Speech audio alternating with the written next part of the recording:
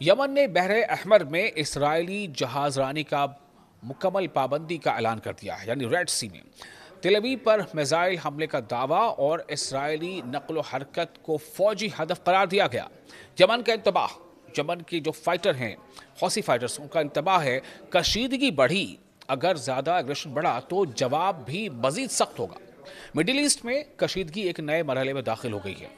یمن کے مسلح افواج یعنی ہتھیار بردار افواج نے اعلان کیا ہے کہ بحر احمر یعنی ریڈ سی میں اسرائیلی جہاز رانی پر مکمل اور کلی پابندی عائد کر دی گئی ہے، اور اب اسرائیل سے منسلک، اسرائیل سے جڑے ہر بحری یعنی سمندری نقل و حرکت کو جائز فوجی ہدف یعنی ٹارگٹ سمجھا جائے گا۔ ایک بہت بڑا اعلان ہے یمن کی طرف سے اسرائیل کے لیے، اسرائیل کو بہت بڑی چیتاونی ہے۔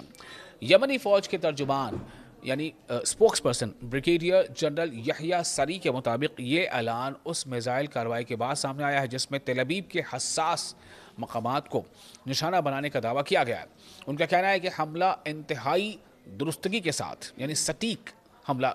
جو تھا اس کے ساتھ ساتھ کیا گیا، اور اس نے اپنے مطلوبہ اہداف جو ٹارگٹ تھا اس ٹارگٹ کو ہٹ کیا ہے۔ یمنی لیڈرشپ کا جو سٹینڈ ہے وہ یہ ہے کہ یہ کارروائی پورے اس خطے میں، اس ریجن میں جاری امریکی اور اسرائیلی اقدامات کے جواب میں کی گئی ہے۔ یحییٰ سری کے مطابق ان کا مقصد نہ صرف فلسطین، لبنان، ایران، عراق اور یمن کے ساتھ اظہار یکجہتی یعنی سولیڈارٹی کا اظہار کرنا ہے، بلکہ اس منصوبے کی مخالفت بھی کرنا، اس کا وروध بھی کرنا ہے جسے وہ گریٹر اسرائیل یا نیو مڈل ایسٹ کے نام سے تعبیر کرتے ہیں۔